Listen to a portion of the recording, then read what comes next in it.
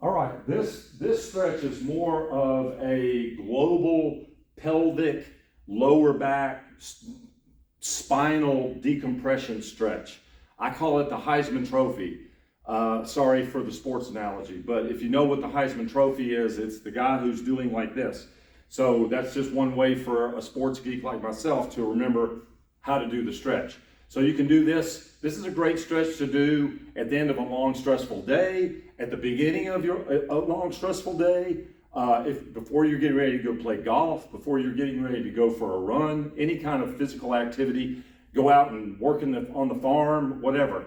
This is a wonderful stretch to relax and stretch out your pelvis, uncoil, unwind your spine, and get connected to your breathing, and just get ready to do work. And then at the end of a long, stressful day, it's a great way to settle your heart rate down, relax your brain a little bit, oxygenate your body, and just kind of chill out. Okay, relieve some stress. The way to do it is you're gonna lie flat on the floor. You're gonna lie flat on the floor, and I hope you can still see me. And you're gonna, if I'm gonna stretch the left side, I'm gonna take my left arm, same side arm, the leg that I'm going to stretch. I'm going to extend that. I can look down that arm, and I'm not going to turn my pelvis. I'm going to bend my hip. I'm going to flex my hip and take my knee over this way. I can feel some releases in my spine. That's great. And in a perfect, you can see my arm, my shoulder coming off the ground. That's how tight I am. In a perfect world, this is telling me that I need to do this stretch a whole lot more often.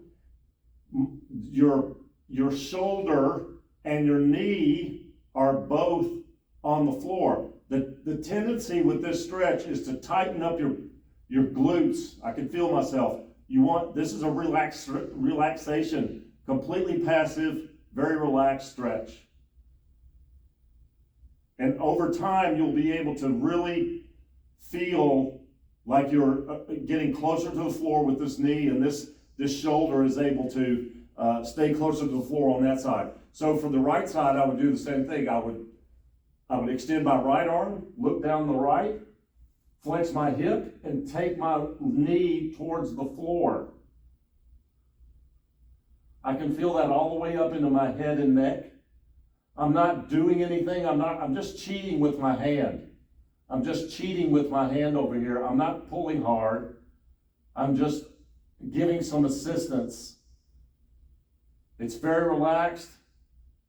You concentrate on your breathing, your diaphragmatic breathing with your diaphragm, not with your up. I ask people to take a big deep breath when they're on my table in my office, and the first thing they do is, and their chest rises, and what should happen is that your belly rises.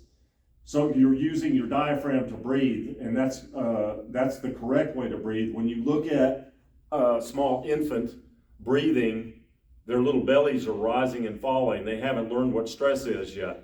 And in voice class, we also are taught to, if you've taken any voice, the operatic singers are using their diaphragm to control their tone and their volume and everything.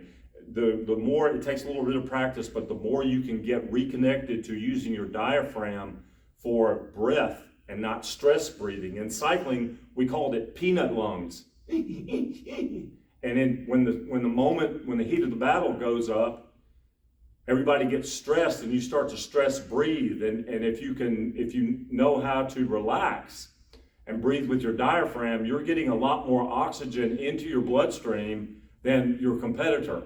So that's a challenging thing to do with this stretch, is to not only do the stretch to release your pelvis and your spine, but also connect to your breathing, okay?